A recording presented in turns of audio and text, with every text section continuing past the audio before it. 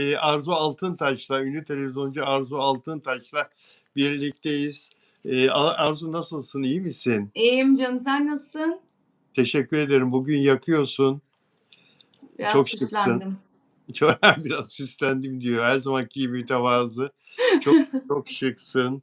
Teşekkür Arzu, ederim. rica ederim ve magazin de yıkılıyor. Bugün biraz daha gündem yoğun. Sabahleyin yine ünlülere yönelik uyuşturucu Evet. yasaklı madde operasyonuyla uyandık hepimiz.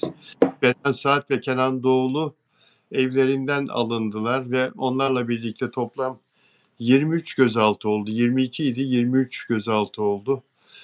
Şaşırdın mı Beren Saat'le Kenan Doğulu'ya? Yani sıranın geleceği belliydi. Bence böyle böyle devam edilecek. Şaşırmadım. Evet.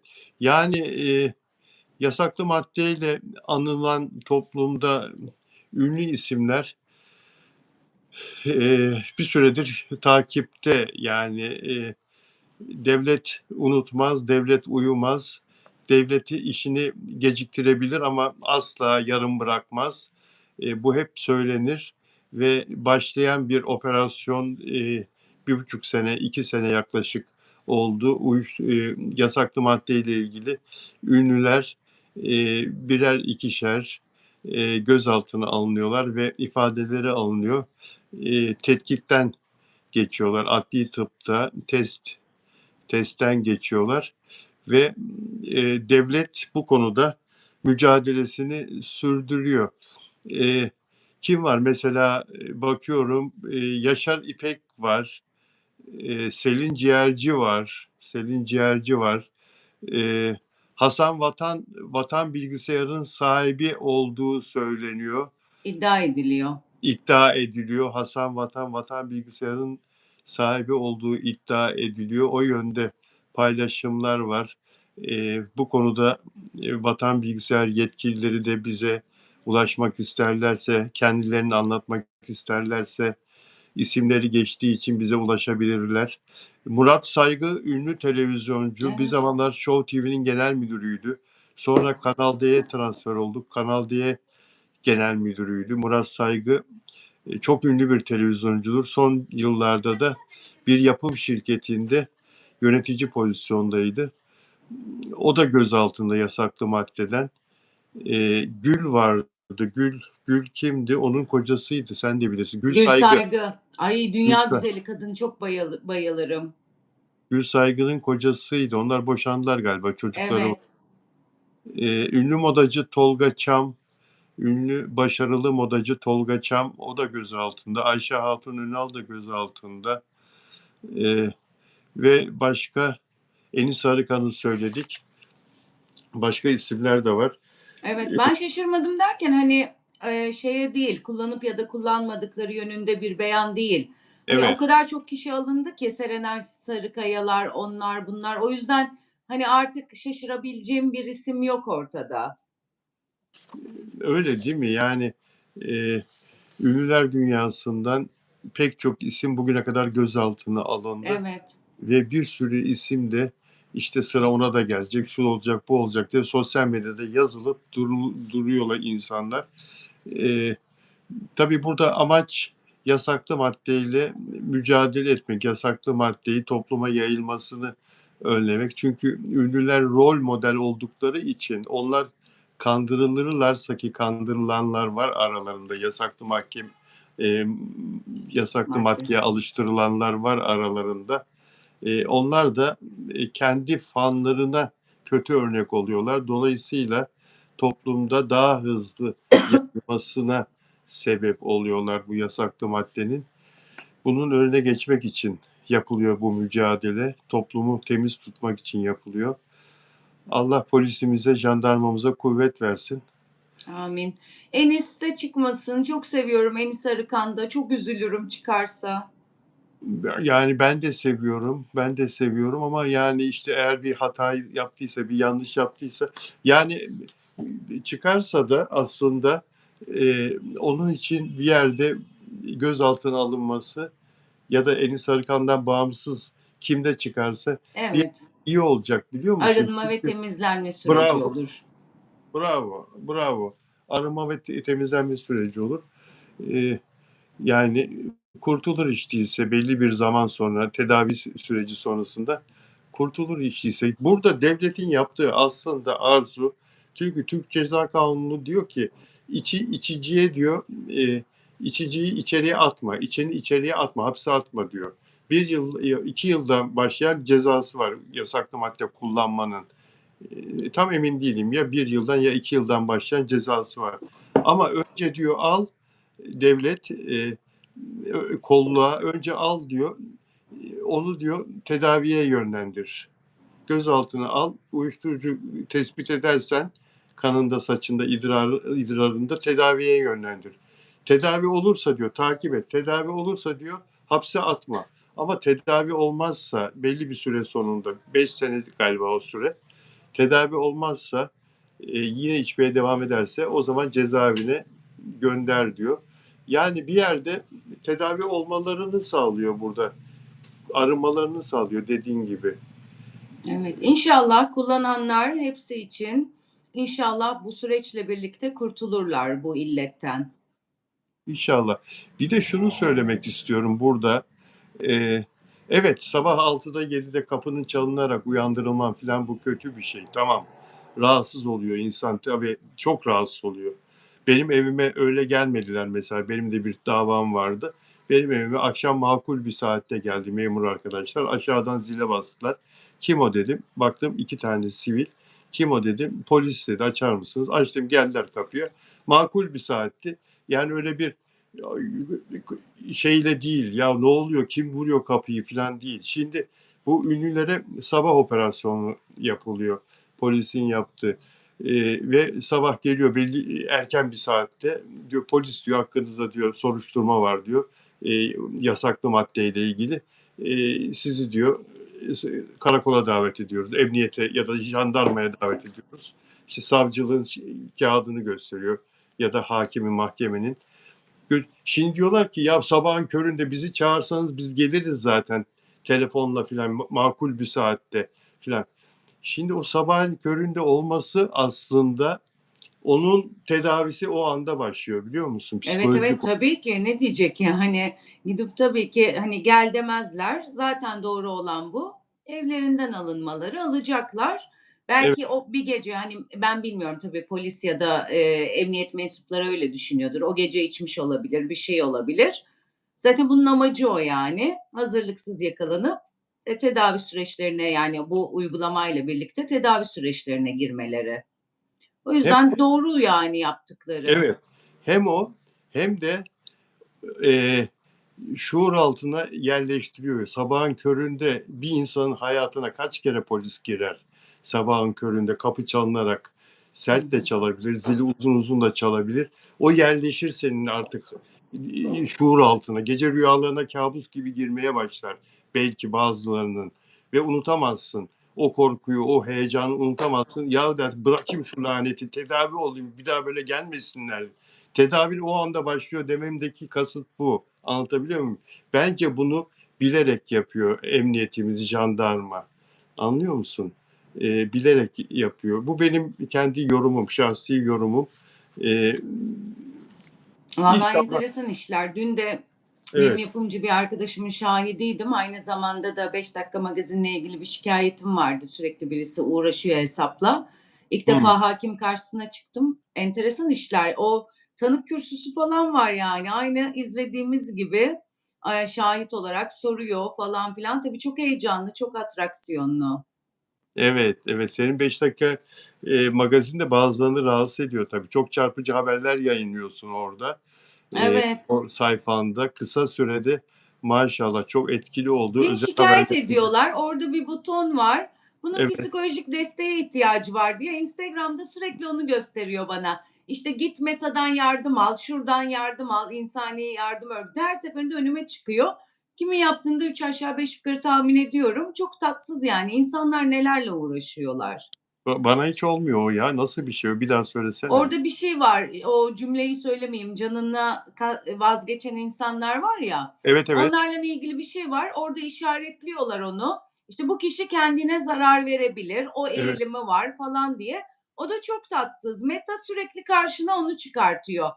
Sen diyor bir bildirim aldık diyor, kendine zarar verebilirmişsin diyor. İşte Allah. ya Meta'dan yardım al diyor ya işte şu örgütlerden falan filan. Asap bozucu. Yani 3 aşağı 5 yukarı tahmin ediyorum onunla ilgili bir şikayetim oldu. Sinir bozucu çünkü hiçbir şey yapamayıp bunu yapıyorlar. Uğraşanlar var çünkü son derece başarılı ve etkili. Nahına Teşekkür mahına ederim. haberlerin yerine ulaşıyor. O yüzden de, Önceden utanıyordum bunu söylemeye, teşekkür ederim. rica Biraz daha mütevazi bir insanım ama insanı zorla, hani fazla mütevazilik vasattan nasihat dinletiyor ya, Evet, insanı zorla böyle o forma sokuyorlar yani. O yüzden rahatsız etmeye, doğru şeyleri yazmaya devam edeceğim. ne kadar güzel bir söz o. Fazla mütevazılık, vasattan Vasattan hakaret. nasıl? Gerçekten sen en Doğru, iyi sen doğru. tanıyorsun beni. Hep de beni uyarırsın. Hep ben böyle sessiz, evet, evet, hiç bildiğim konuda bile ağzımı açmam, deyip dinlerim. Ay bir müddet sonra üst üste yani bütün vasatlardan nasihat dinler oldum. O yüzden artık hiç mütevazi değilim. Bir şey yapmaya çalışıyorum, en iyisini yapmaya çalışıyorum. En iyisi ben değilim. Haddimi çok iyi bilirim. Senin gibi bir sürü üstad var. Senin Estağfurullah, o koştuğun yolda ben koşamam bile. En iyi estağfurullah, şey, estağfurullah. yaptığım şey haddimi bilmek. Ben sadece yaptığım işin iyisini yapmaya çalışıyorum, o kadar. Estağfurullah, gayet de güzel yapıyorsun. Teşekkür ederim, çok kıymetli sözcüklerin. Rica ederim canım benim. Dostlar, Afra Saraçoğlu'nun yeni sevgilisi Poyraz Yosmaoğlu önceki gece muhabirler tarafından görüntülendi biliyorsunuz. Mustafa Ağda, her yerde biten magazin muhabiri Mustafa Ağda Poyraz'a mikrofon uzattı. Poyraz'ın o gece o saatte kiminle ne işi vardı? Yalnız başına konuşacağız bunu biraz sonra Arzu'yla.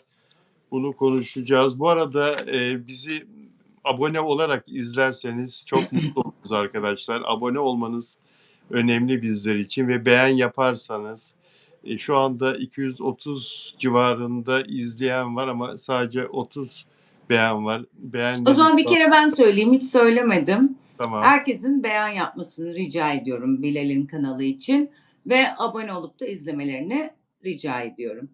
Biraz daha sert, istekli, arzulu lütfen bir daha. Bilal Özcan'ın YouTube kanalını abone olarak izlerseniz ve beğenirseniz çok sevinirim. Teşekkür ederim Arzu. Evet, Sezen Aksu'yla ilgili bir haberimiz var. Sezen Aksu'yla ilgili eee, Arzu'nun 5 Dakika Magazin sayfasının, Instagram sayfasının özel bir haberi vardı. Onunla ilgili bazı ayrıntılar geldi bana, bazı bilgiler geldi. Onu konuşacağız. Arzu'dan bütün medyaya yayıldı o fotoğraflar ve bazı kullanan sayfalar yanlış bir şeyler yazdılar. O konuda Sezen Aksu'nun bir tepkisi var. Onu anlatacağım ve Sezen Aksu sahneye çıkacak mı, çıkmayacak mı? Dün konuştuğumuz konuyla ilgili yine Sezen Aksu'dan gelen bir yanıt var. Onu da konuşacağız arkadaşlar. Şimdi biz blok 3'e gidelim. Blok 3 biraz matrak bir çocuk. Benim de şarkılarını beğenerek dinlediğim e, başarılı bir rap sanatçısı. Rap arabesk, zaman zaman pop arabesk söylüyor. Sen de gördün bu haberi. Konserlerde playback var. Bir de harf playback var. Playback yaptığını söylüyor. Biz harf playback yapıyoruz diyor. İtiraf ediyor yani. Herkes itiraf etmez. Ne diyorsun? Ben şimdi bunun üstüne evet harf playback yapanlar var. Çoğu dinlediğimiz sanatçının birkaçı yapıyor. Şeyi aradım, Çağlar Kocatepe, Ebru Gündeş'in müzik adamı. Ebru Gündeş'in bütün müziklerini yapan maestrosu. Dedim acaba benim mi bilgim yanlış? Çağlar'la konuştum. Çünkü orada diyor ki harf playback yapıyorum. Ama diyor ben diyor canlı canlı okuyamam diyor. Henüz o aşamaya gelmedim diyor. Şimdi harf playback demek orkestranın stüdyoda bütün altyapıları hazırlayıp üstüne senin okuman. Ama orada bir ibare kullanmış. Ben diyor canlı canlı okuyamam diyor. O Evet, zaman tam playback yapıyor. Çağlar'a dedim ki Çağlar Hani benim mi bilgim eksik kaldı, teknoloji mi değişti, ne oldu? Hayır dedi. O zaman dedi playback yapıyor dedi. Half playback'te dedi kendi sesiyle canlı canlı hala sistem aynı dedi. Hala bir şey değişmedi dedi. O yüzden çok enteresan geldi bana. Hani burada da şeylerin hakkını yememek lazım. Çıkıp böyle bir orkestrayla 30 kişiyle, 5 kişiyle, 10 kişiyle müzik yapmak ve müzik okumak gerçekten çok önemli bir hadise. Şimdi hep konuşuyoruz. Bazen de ben bu genç yetenekleri çok tutuyorum. Önlerinin açılması gerektiğini söylüyorum ama burada da gerçekten çıkıp böyle babalar gibi canlı orkestrayla söyleyen çok kıymetli sanatçıların hakkını da yedirmemek gerektiğini düşünüyorum. Çünkü orada o orkestraya ayak uydurmak, orada canlı söylemek bambaşka bir şey. Playback ben de söylerim çıkıp hiç olmayan sesimle.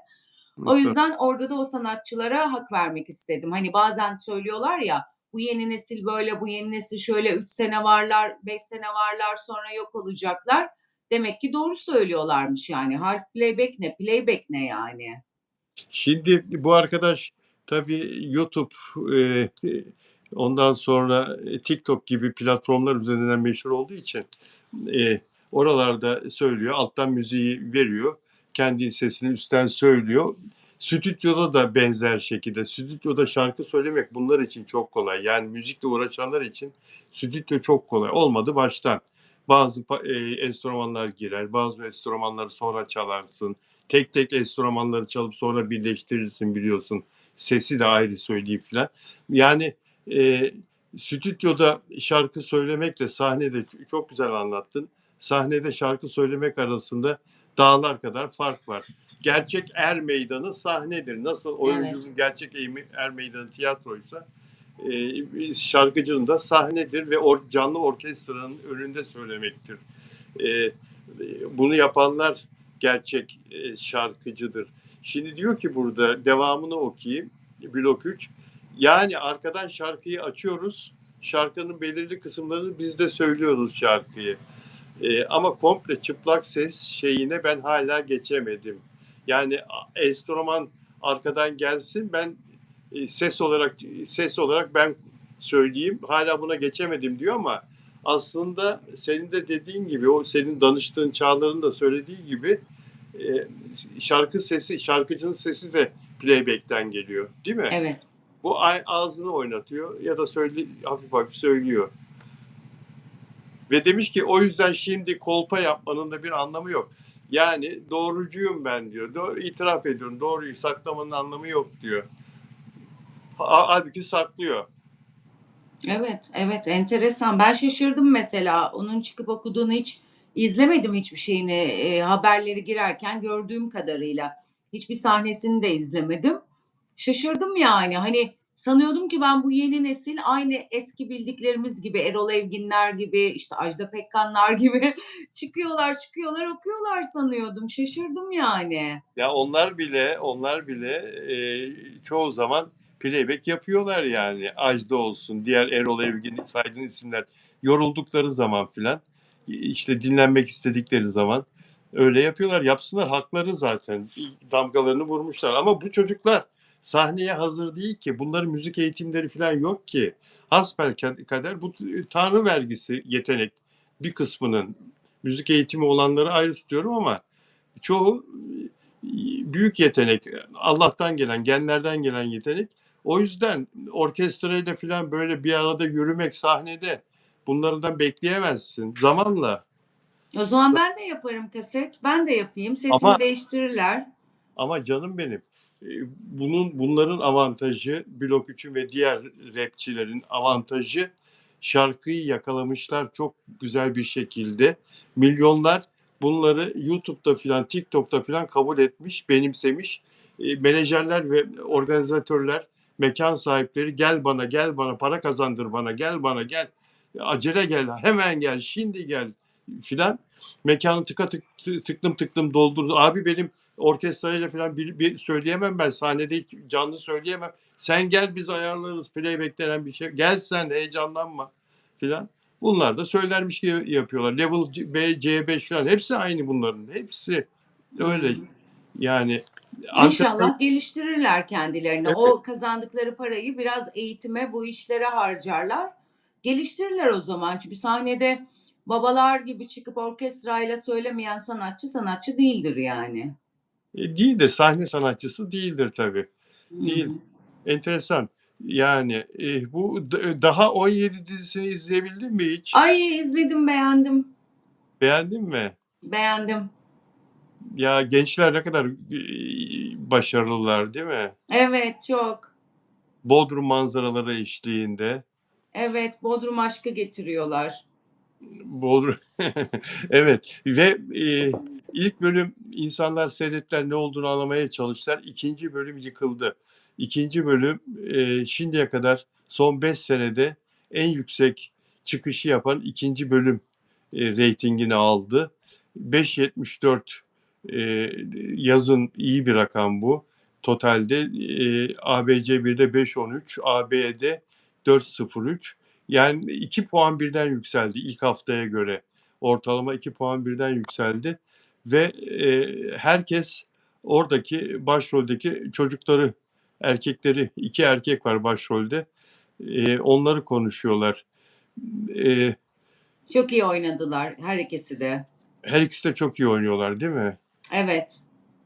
Yani şurada bir not vardı, ona bakmak Geleceğin istiyorum. Çağatay Ulusoy'u bence ikisi de.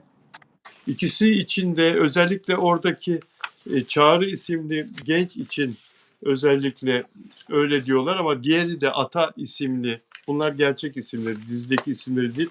Ata isimli genç de, hakikaten hakikaten, son derece gelecek vaat ediyor. Evet, evet, çok iyi oynamışlar. Senaryoyu tabii tahmin edebiliyoruz da yine de izletiyor. Ben ilk bölümünü izledim. Dedim bu böyle olacak. Bu çocuk bu sebeple geldi falan filan. Çok tahmin edilebilir şeyler yazıyorlar artık. Ama bir şekilde bakıyoruz işte.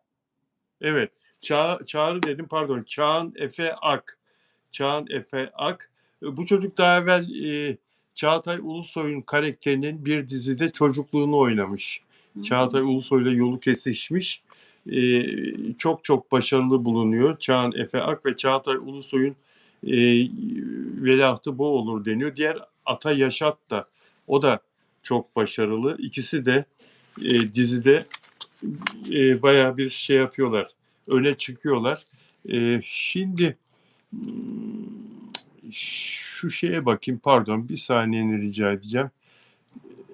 Evet, o reytinglere baktık. Eee, Bir tane daha dizi başladı. Henüz ona bakamadım. Dün akşam gördüm de çok işim vardı. Orada da Alperen Duymaz başrol. Çok ben severim Alperen Duymaz'ın oynadığı bütün karakterleri. O çocuk da çok başarılı. Başarılı ötesi hatta yeni nesilde. Ama bir bakacağım ona ilk vakitte daha bakamadım. Muhtemel Aşk dizisi Show TV'de. Hı Yaz, hı. evet, yaz dizisi olarak, ve Star TV'de Doğanın Kanunu, eee, altı üstü İstanbul ATV'de, bunlar başlayacak olanlar. Senin gördüğün Muhtemel Aşk, değil mi? Evet, Show evet, TV. Alperen Duymaz var başrolde. Evet, 2 erkek, bir kadın.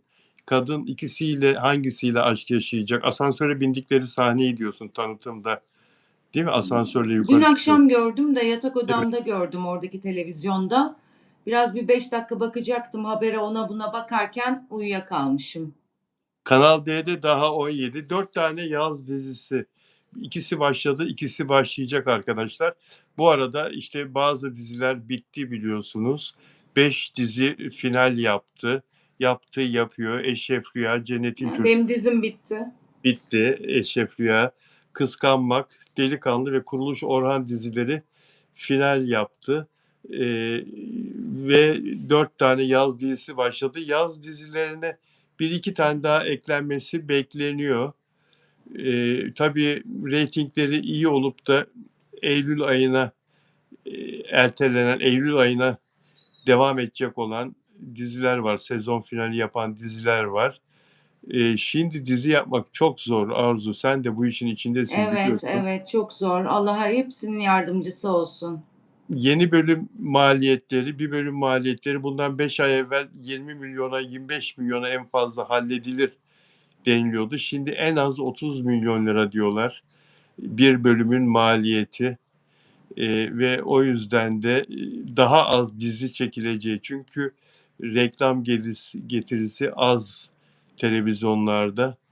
O yüzden de dizi sektöründe bir azalma, dizilerde bir azalma olacak. TRT Şansı 4 tane dizisi yeni dönemde devam edecek TRT'nin. Mehmet Fetihler Sultanı, Gönül Dağı, Taşacak Bu Deniz ve Teşkilat. Taşacak Bu Deniz'de yıldız gibi parlıyor. Evet, evet. Seyrediyor musunuz Taşacak Bu Deniz? Hiç izlemedim. Hiç vaktim olmadı. Bu yaz fırsat bulursam bir bakacağım ama çok ilerlemiş galiba, değil mi? Sen söylemiştin 7 sezon mu? Yani bayağı yok sezon sayısı olarak daha yeni de şimdi tekrar bölümleri yayınlanıyor zaten. Orada Hımm. yakalarsın. Evet, yazın bir fırsat bulursam yakalayacağım. Evet. Eee, Eşref Rüya'yı da hiç beğenmedim. Bu final hiç yakışmadı Eşref Rüya'ya. Böyle sanki arkalarından biri at koşturuyormuş gibi 2 bölümdür böyle hızlı hızlı çektiler. Hikayeyi bir mahvettiler. Hiç hoşuma gitmedi. Zaten var ya yarım yamalak baktım. Hani öleceğini biliyordum. Görmek istemedim. Benim öyle bir reddediş şeklim var. Hiç hoşuma gitmedi. Anladım. Yani o seyirciye saygısızlık bir yerde. Yani öyle senaryoyu şişirmek, alelacele final Evet, kararı ya ben öyle alındı diye. hissettim. İyi bir izleyici olarak ki ben hayatımda vurdulu, kırdılı, silahlı hiçbir şey izlemem. Bu ikisinin hikâyesi çok güzel diye hayatımda ilk kez içerisinde vurdu kırıldı olan bir dizi izledim. Hoşuma gitmedi final sahnesi.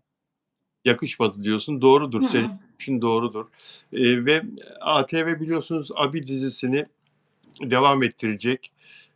Afra Saraçoğlu olmadan Kenan İmirzalıoğlu ve büyük bir ihtimalle ekibiyle oynayacak. Sinem Kobal'la oynayacak Eylül'de. Show TV İlk kanalı. yayınlandığındaki reytingini acayip merak ediyorum. Bakalım ne olacak? Evet, biliyorsun Afra Saraçoğlu'yla dizi başladığı zaman reytingi 9'u yakalamıştı. Evet. Müthiş bir şeydi. Show TV'de Kızılcık Şerbeti devam edecek. Sevdiğim Sensin Star TV'de Ocak'ta yayına giren dizi tuttu, beğenildi ve devam edecek. Çirkin beğenildi. Çirkin'i sen seyrediyordun değil mi? Yok seyretmiyorum. Seyretmedin. Ya, böyle 1-2 kere baktım. Tutmadı Hımm, dizi beni. Sevdiğim anladım. Sensin'i Şebnem izliyor, değil mi? Onun dizisi. İzliyor, evet. Çirkin'de 5-6 bölüm yayınlandı ve beğenildi. Yeni sezona eee, kaldı.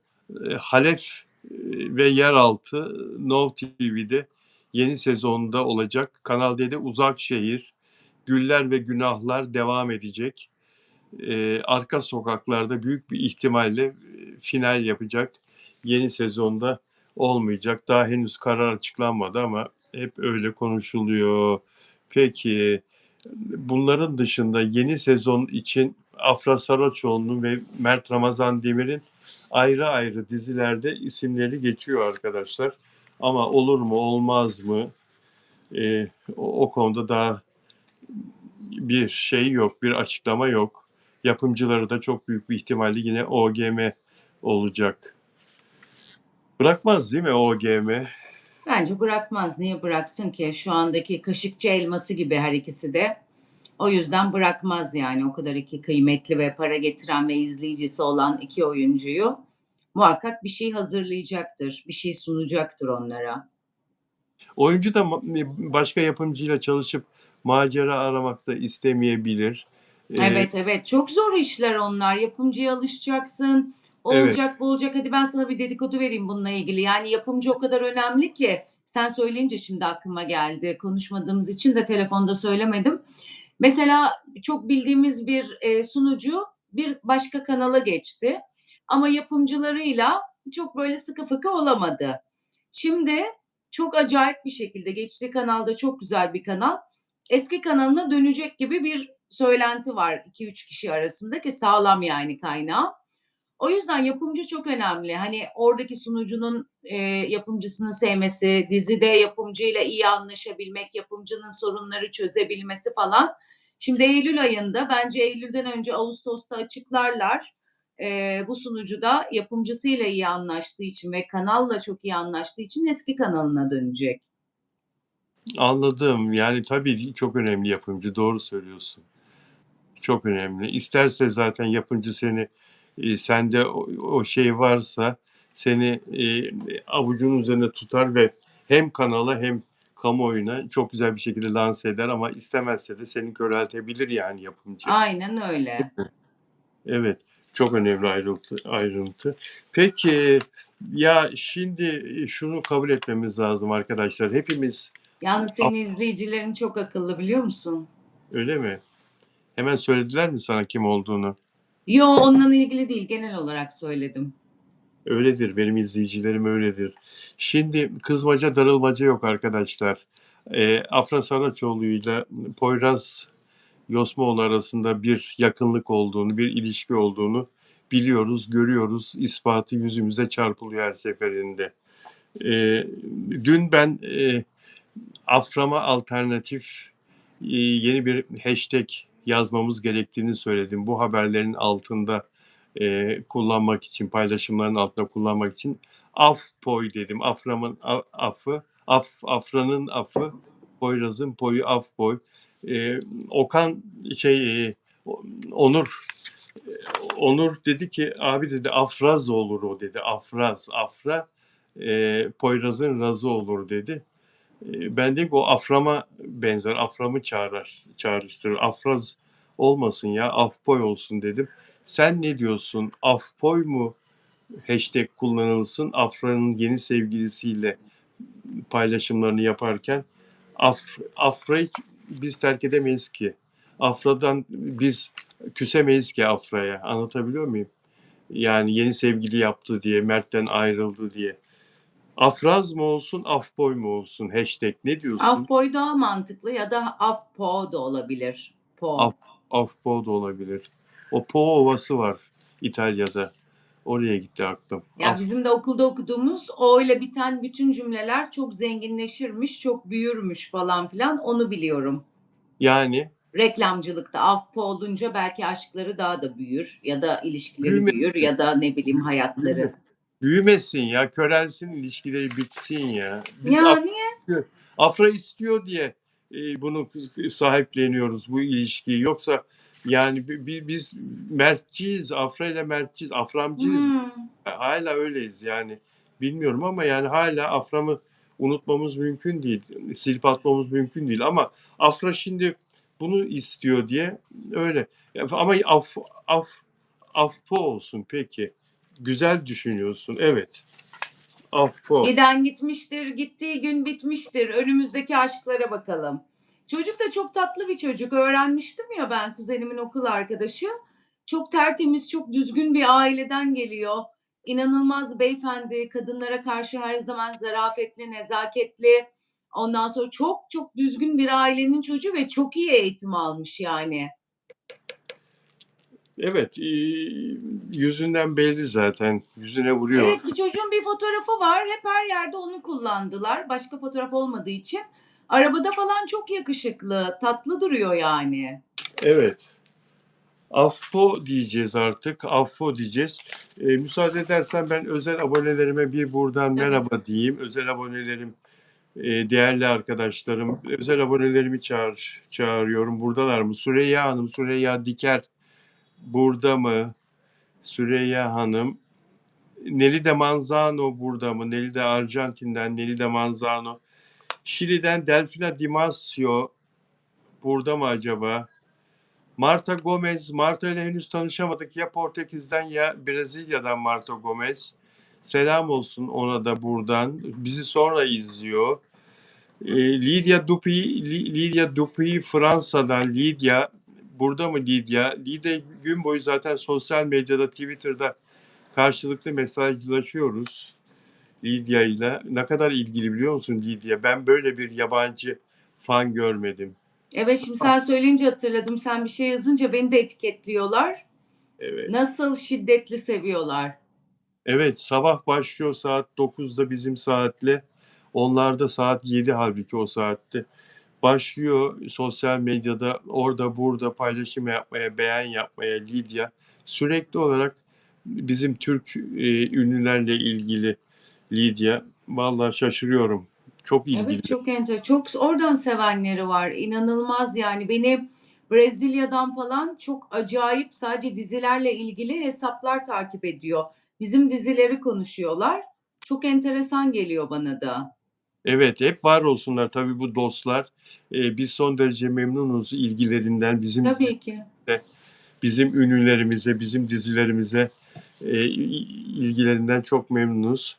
Hep var olsunlar. Peki moderatörlerimizi göremedim. Caner Tuzcu burada mı Caner? Ben gördüm, buradaydı. Sıla Burada. Deveci'yi de gördüm. Bugün görüyorum. Banu Kabaş, Galiba Banu'yu da gördüm. Servin işi sağlam. Onu görmedim. Peki, peki dostlar. Beğen yaparsanız seviniriz arkadaşlar. Beğen sayısını biraz artırırsanız mutlu oluruz dostlar. Ve abone olarak izlerseniz algoritmanın bizi daha iyi algılamasına katkıda bulunursunuz. Abone olmanız çok Ha, önemli. benim de kız kardeşim buradaymış. O zaman ona kalp gönderiyorum. Annem de buradadır muhtemelen. Şimdi yazmış Özlem. Arzu'nun kız kardeşine ve annesine de buradan kalp gönderiyoruz. Peki, peki arkadaşlar. Şimdi şu bilgiyi de vereyim dostlar. Mert Ramazan Demir'in oyunculuğuyla ilgili. Delikanlı dizisi yayından kalktı ama OGM dizilerini dünyaya pazarlayan OGM Universe diye bir şirket var. Yurt dışı merkezli. Onun yöneticisi Ekin Koyuncu Karaman hanımefendi. Yabancı bir dergiye röportaj veriyor İngilizce. Ve o röportajda dizisi yayından kalkan Mert Ramazan Demir'in Yusuf karakterinin nasıl gerçekçi bir şekilde oynadığını, Delikanlı dizisinde ne kadar başarılı oyunculuk sergilediğini anlatıyor. Uzun uzun anlatıyor. Yani diziler o ya da bu sebeple reyting alamaz, yayından kalkar ama e, iyi bildiğimiz oyuncular, bizlerin desteklediği, sizlerin desteklediği oyuncular hakikaten bir pırlantadır, bir altın değerindedir. Onların oyunculukları reytingle, olumsuz giden reytingle alakalı değildir. Bunu vurgulamak istedim. Mert Ramazan Demir o dizide asla başarısız değildi. E, Senaryo kötüydü, cast kötüydü. Bunu Arzu senle de zaten konuşmuştuk değil mi? Evet, evet, evet. Ya olabilir, insan hayatı böyle ya. Bir dizi tutar tutmaz, bir işin tutar tutmaz. Bugün kötü olur, yarın iyi olur. Hani bunlarla çok derecelendirmemek lazım ama yapılıyor tabii maalesef. Evet, Şimdi o sektörde mesela bir segment, bir şey level 6'a düşmüştür. Hani Mert Ramazan Demir başrolde oynadı ve tutmadı diye bu konuşuluyordur yani. Otomatikman kaşe düşüyor. Popülasyonda bir soru işareti oluyor. Çok da önemsiz diyemeyiz yani. Önemli kriterler. evet özellikle antiler bunu köpürtüyorlar. Hı hı. Yani başka oyuncuların fanları köpürtüyorlar. Onları çekemeyenler, kıskananlar, yükselmesini istemeyenler. Bu arada yine bu OGM Universe'ın yöneticisi Ekin Hanım'ın verdiği bir bilgi. Taşacak bu deniz de OGM'nin biliyorsunuz. Evet. Love in Deep adıyla yurt dışı satışları. Yurt dışında Love in Deep olarak biliniyor dizi. En son İspanya'ya, Portekiz'e, Romanya'ya ve Endonezya'ya satılmış, ihraç edilmiş dizi. O dizi de yurt dışında da bayağı alıcı buluyor, bize para kazandırıyor. Tabii burada %50 yapımcı kazanıyor, %50 de yayınlayan kanal alıyor parayı. Oyuncuların da yurt dışı başrol oyuncuların bu hakkı var. Yurt dışı satışlarından sözleşmede pay isteme hakları var. Artık o yüzdesi yapımcıyla aralarındaki anlaşmaya bağlı. Bunu da vurgulayalım. Peki. Şimdi Sezen Aksu ile ilgili arkadaşlar Arzu Altıntaş'ın hesabı 5 dakika magazinde özel fotoğrafları yayınlandı Sezen Aksu'nun. Atina Havalimanı'nda İstanbul uçağına binmeden evvel ve o fotoğraflar bayağı ses getirdi magazinde. Bazı sayfalar işte Sezen Aksu'ya fotoğraflarda yakın duran kişiyi sevgilisi olarak yazdılar.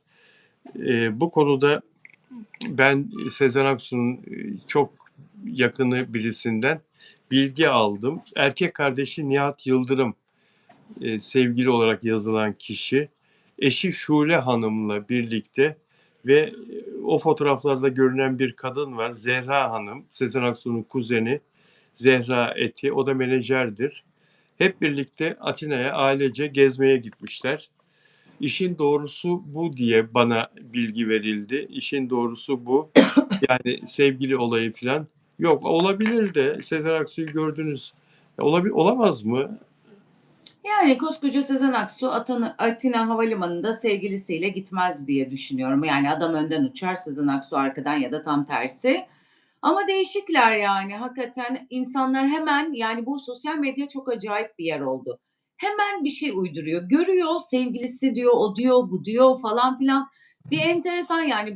Sen de biliyorsun haberi ben patlattım. Ben Evet. çektim çünkü. Aynı anda aynı yerdeydik vesaire. Hani normalde yapmıyordum önceden. Özel haber diye logo koyup girdim. Hiç Sezen Hanım'ı da rahatsız etmedik falan. Öylecene çektik ettik falan filan. Doğru olanı yazdık. Atina'dan Türkiye'ye dönüyor. Business'ta uçtu, öndeydi vesaire vesaire. Ve yine benim iyi niyetimden başıma geliyor. Haberi yaptım. Akabinde bir fan sayfası, birkaç fan sayfası. Ay bayılıyoruz, çok tatlı Sezen Aksu falan bize de resim atar mısınız? Attım ben de. Ya bana bakar mısın ya ki bazen kendimden nefret ediyorum bu iyi niyetimden.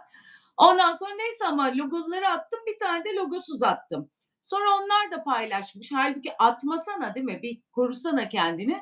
Sonra bir sürü insan biri sevgilisi yazmış. Bir kere çok ayıp. Haberi yapan benim. Ben böyle bir şey yazmamışım.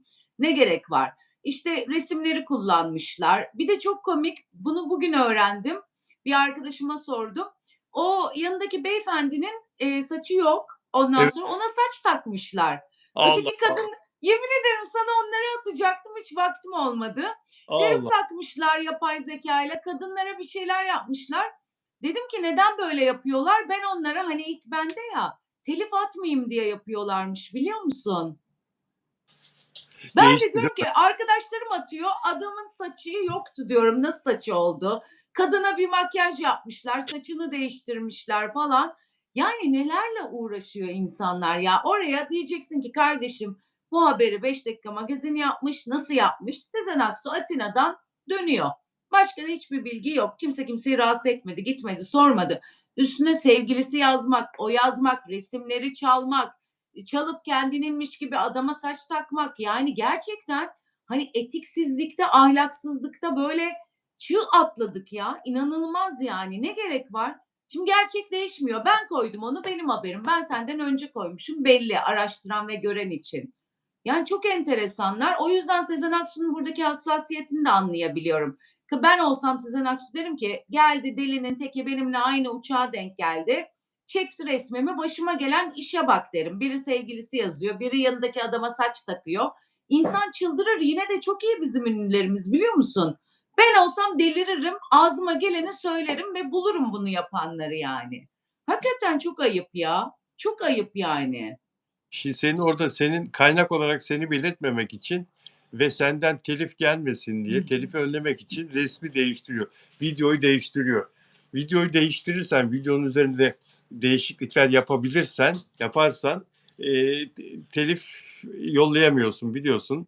Bir dün öğrendim. Hiç Evet, hayatımda böyle bir çakallık aklıma gelmez. çakallık tabii. O da değişiklikleri öyle yapıyor. Peruk takıyor adama, yapay zekâyla. Evet. Atacağım sana resimleri. O arkadaşlarım atıyor etrafa. Allah'ım adam saç peruk takmışlar, ötekine bir şey yapmışlar, kadının saçını uzat. Diyorum ki neden acaba? Bütün gün bunu çözmeye çalışıyorum. Neden böyle yaptılar diye. Bu Evet. sebepleymiş. İşte bunlar da sosyal medyada magazin yapıyorlar. Böyle insanlar da, böyle sayfalarda ne yazık ki Bunlara da inanmasınlar. Artık bunu da söyleyelim. Bak ben herkesi destekleyen, herkesin para kazanması, herkesin ne istiyorsa onu yapmasını isteyen bir insanım. Ama böyleyse yani bakıyoruz şimdi fan sayfaları onlar bunlar hiç magazinle alakası olmayanlar al işte Sezen Aksu'nun sevgilisi yazma cüretini gösteriyor. Sen yazabilir misin? Yazamazsın. Benim aklıma gelmedi mi? Asla ve kata gelmedi. Öyle bir durum olsa varsa bile itina ederek yazarız yani. Alıyorlar sevgilisi diye yazıyorlar. O yüzden bu izleyiciler, işte takipçiler vesairelerde önce kişiye baksınlar. Kişi kim? Ne söylüyor? Zaten kişi mühim birisi değilse çok kale almasınlar. Çok doğru ve, Sezen Aksu'nun yanında o saçları olmayan beyefendi, erkek kardeşi, hiçbir zaman hayatında, öne çıkmayı sevmeyen, istemeyen erkek kardeşi Nihat Yıldırım ve eşi Şule Hanım yanında, kuzeni Zehra Eti, menajerlik yapan Zehra Eti. Hep birlikte ailece Atina'ya tatile gitmişler. Tatil dönüşü de sen onları görüntülemeyi başardın havalimanında. Benim Peki, haricimde ama hepsi ekmeğini yedi. Alıp bir de özel haber diye yazmışlar. Enteresan yazarlar yani. yazarlar. Sözcü gazetesinde de özel haber diye çıktı senin, haberin, fotoğraflar. Enteresandır. Hâlbuki senin fotoğrafların olduğu o kadar belli ki Evet, Sözcü. evet aradım. Yani daha doğrusu ben tweet attım. Tweetimin üstüne Hakan Kamburoğlu yazmış. Hakan bana mesaj attı. Dedi ki evet sen yakaladın ama dedi ben dedi Sezen Hanım'ı aradım dedi. Öğrendim dedi. Hani neyle gittiğini haberi geliştirdim dedi. Okey Hakan'cığım İşte dedim ben de. hiçbir haber değildi. Bu benim verdiğim bilgilerin hiçbiri yoktu orada. Haber Sezen Aksu'yla konuşuyor olsa, kardeşiyle gittiğini, kuzeniyle gittiğini, işte kardeşinin eşiyle gittiğini öğrenmiş olurdu. İşte öyle bir bilgi yoktu. Ben daha henüz okuyamadım ya. O kadar yoğunum ki. Hakan'a da söyledim. Girip okuyacağım dedim. Hiç vaktim olmadı. Ne yazdı bilmiyorum ama atılan sayfalar arasında oymuş. Ben onun da olduğunu görmemiştim. Sonra gördüm Hakan beni arayınca. Evet. Arkadaşlar Afra ile ilgili bir ayrıntı daha var. Onu da konuşacağız. Önemli ve çok önemli bir ayrıntı.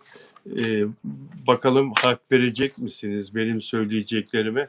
Bu arada sorularınızı Süper Chat'le iletebilirsiniz. Süper Chat'le iletilen sorulara anında cevap verilir arkadaşlar. Elimdeki notlara bakıyorum. Hepsi birbirinden ilginç haberler. Hadi Tantaşçı'yla Norm Ender'i konuşalım. Tantaşçı Norm Ender'le bayağı bir kapıştı. Kanye West üzerinden Tantaşçı İstanbul'daki Kanye West konseri için keşke daha değerli sanatçılarımızın konserlerinde rekor kırsaydık. Abuk sabuk bir konserdi demişti. Norm Ender'den Tan'a cevap geldi. Siz gidin davetiyelerle bile dolduramadığınız konserlerinize yoğunlaşın. Kanye West'in vizyonu ve müziği nerede? Sizin aşık aşık aşı Aşkitolu şarkılarınız nerede diye cevap verdi. Dünya müziğinden o kadar uzaksınız ki dedi Norm Ender. Gerçek bir star görmek şiranenizi bozabiliyor dedi. E, Ne diyorsun? Yani gerek var mı diyorum. Şimdi Tan kendi kulvarında çok iyi. Norm Ender de öyle. Hani bu atışmalarla bilmiyorum sadece magazinsel bir değer oluyor. Magazinde değer yükseliyor. Konuşuyoruz, ediyoruz ama gerek yok yani. Ben de yarın Tan'ın konserine gidiyorum. Davet etmiş. İnşallah hani hiç gitmem biliyorsun. Üşengeçim, hiçbir yere katılmıyorum, etmiyorum. Yarın vazgeçmem inşallah. Gereksiz ya. Norm Ender de hani gençlerin çok sevdiği, Tan da orta yaş ve gençlerin çok sevdiği iyi insanlar, iyi adamlar. Gereksiz buldum bu atışmayı. Yani Kanye West'e söylediklerini de gereksiz buldum. Sen Tantaşçısın. Yani seni seven olduğu kadar sevmeyen de vardır, değil mi? Beğenmeyen, müziğini kendi tarzına uygun görmeyen, dinlemeyen falan filan. Hani Kanye West için de öyle. Kanye West'i de sevmeyen var, çok seven de var. Ya bu tüy kaka diyemeyiz müziğin hiçbir şeyi için yani.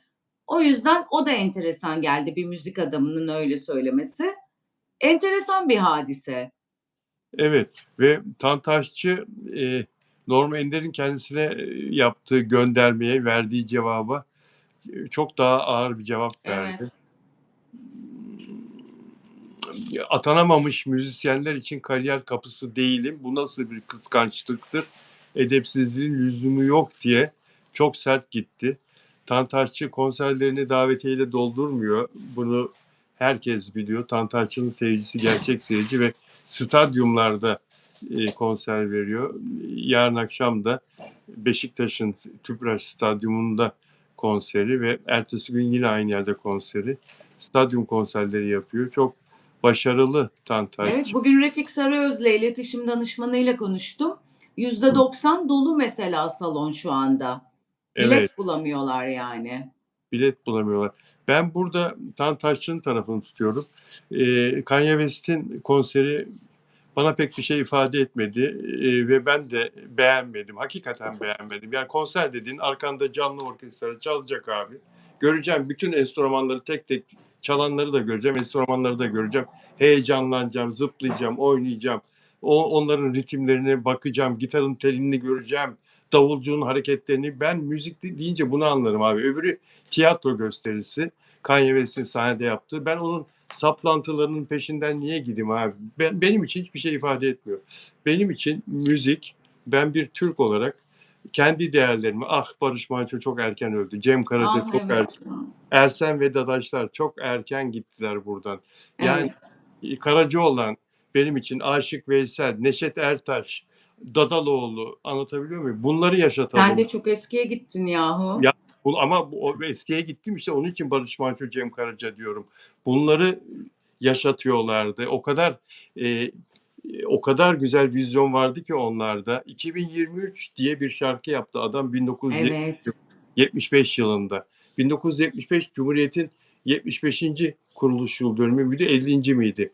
Her neyse Barış Manço o sene, o 1975 yılında e, 2023 diye bir şarkı yaptı.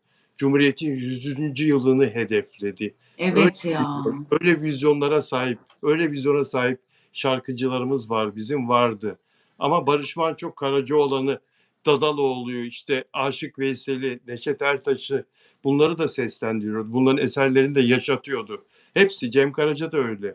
Nazım Hikmet'in şiirlerini şarkı yapıyordu. Öyle değil mi? Bizim Tarkan'ımız var. Bizim Sezen Aksu'muz var. Türk müziğimiz var. Halk müziğimiz, sanat müziğimiz var. Öncelikle bunları yaşatalım. Bizim Tan Taşçıoğlu'muz var. Taşçı. Tan Taşçımız var. Anlatabiliyor muyum? Tan Taşçı da bence Tarkan gibi çok değerli bir isimdir. Sezen Aksu gibi. Ve Tabii. Tan Taşçı'nın melodilerinde Türk ezgilerini de yakalarsın. Can kulağıyla dinlersen, hissederek dinlersen. Onun için bana Kanye West falan, ben ne yapmış Batı diye dinlerim ama hayranı olmam abi yani. Ben burada Tantaşçı'ya hak veriyorum. Bir de şunu söyleyeceğim Arzu, çok konuştum biliyorum ama Estağfurullah. bunlar hepsi bu Batı'da milyonlar satan, milyonlarca fanı olan insanların hepsi derken %80'i emperyalizmin ve Batı kültürünün, aynı zamanda Siyonizmin, çünkü Siyonizm Amerika'da çok hakim durumda biliyorsun sen. Dünyaya yaydığı, empoze ettiği müzik, dünya kültürü, ülkelerin kültürlerini ele geçirmek için, yok etmek için. İşte bizim Türk halk müziğimiz yok artık. Yani nerede? Nerede yani? Sanat müziğimiz nerede? Evet ya, ona çok üzülüyorum. Sanat musikisi hayranıyım ben. Çok geride kaldı.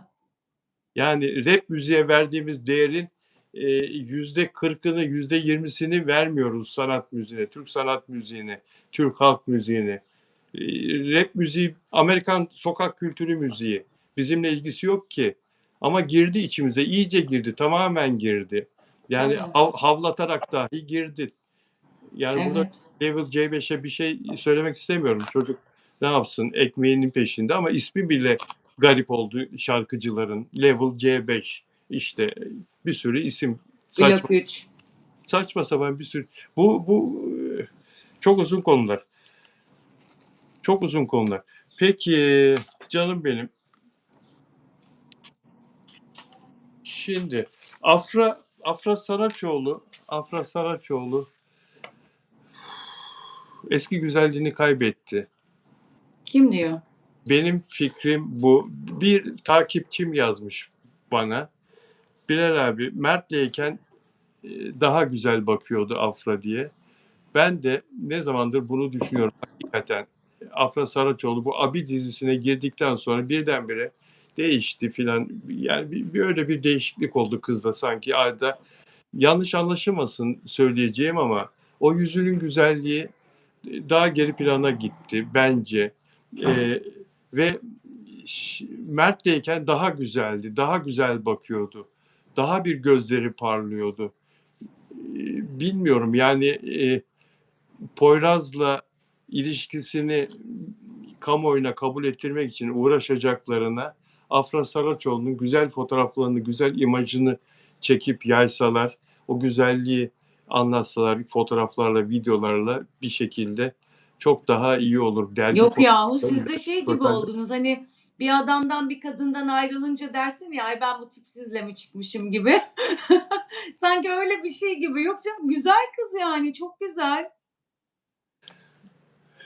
Hala Nesini beğenmediniz? Güzel yani enerjili. Biraz tabii onun bir soğuk bir havası var. O hep öyle ama. Bence enerjisi yerinde ve güzel yani. bence Mert'leyken daha güzel bakıyordu ya. Poyraz'layken Acaba çok yakıştırdığınız için öyle görüyor olabilirsiniz. yani bilmiyorum, yan koltuktaki hallerini de gördüm. Yani işte İspanya'daki hallerinde, Kopenhag'daki hallerinde çok fazla Afra eski güzelliğine sahip değil. Yüzündeki nur gitmiş dersem çok mu ağır olur? Allah Allah. Bir daha bakacağım alıcı gözle. Bir daha bak lütfen. Bir de Poyraz gece yarısı yanında Afra yokken sokaklarda, caddelerde arabayla falan ne işi var? Niye geziyor tek başına? Ya niye Acaba gezmesin ya? Öyle bir dünya mı kaldı? niye Afra'yla gezsin? Afra da gezer, Poyraz da gezer. Bir yere çıkmıştır, arkadaşına gitmiştir. Bir yerden sonuç olarak 7/24 birlikte değillerdir. Olmasınlar da fenalık gelir öyle bir ilişkiden herkese.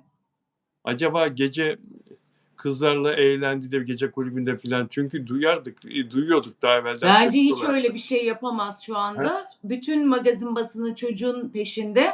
Mümkünatı yok öyle bir şey yapamaz. Mert'e neler yaptılar gece geziyor diye, böyle geceleri yakaladıkları zaman Mert'e neler yaptılar. Mert sarhoş bile yazıyorlardı çocuğa, kafası kıyak bile diyorlardı. Poyraz'la ilgili hiçbir şey, hiçbir eleştiri, hiçbir yorum yok. Nereden geliyor bu gece yarısı tek başına Bebek'te arabasına binerken arabayı valeye bırakmış. Hiçbir şey. Mert'i çok linçlediler geceleri geziyor diye. Yani Mert de geziyordu ama. Fingir fingir. ama genç adam tabii yani. Poyraz da genç adam. Gezsin mi diyorsun? Yani geçsin ne olacak ki ya? Artık öyle değil yani. Güven, insanların birbirine güveni falan çok önemli. Güveniyorlarsa gezebilir ne olacak? Küçücük çocuk bunlar değil mi? Yani Poyraz Yosmaoğlu kaç yaşındaydı? 28 mi 30 mu? Abladan 3 yaş küçük, 25. Yani 25 yaşında gezmeyecek de ne zaman gezecek ki? Çocuk maalesef magazin basında şu an meşhur oldu. Bundan sonra gezdiği her yer fotoğraflanacak. Afra'yı da alsın yanına gezsin. Ama belki tek Niye? gezmek istiyor. Tek gezmek Yani. istiyorsa bir planı olabilir yani. Ben Yani gitmem mesela. Ben evcil bir tipim. Gitsin sevgilim istediği yeri gezsin. Aman bana gel demesin yani. Ben evde oturmayı seviyorum. ama senin bakışın da doğru değil ki. Neden, yani nasıl güveniyorsun bu kadar? Gece yarısı gitsin, gezsin diyorsun ya. Gitsin ne olacak? Ne olacak yani? Ne olabilir ki? Hiçbir Kızlar şey da olmaz. bak şimdi, ben %100 eminim ki bu çocuk Poyraz iyi niyetli bir çocuk, temiz bir çocuk, iyi bir aile çocuğu. Ama bu çocuğa şimdi yazan kızlar filan, of of of of, Tabii. o Tabii. misli 20 misli artmıştır. Bence daha Artmış. fazla. Yani Afra Saraçoğlu'yla adı çıktığı için, adı anıldığı için, çıktığı için değil pardon, inanılmaz talepleri olmuştur. İnanılmaz talepleri olmuştur. Ya şeytan doldurursa, ya yani aklını çelerse kızlardan biri.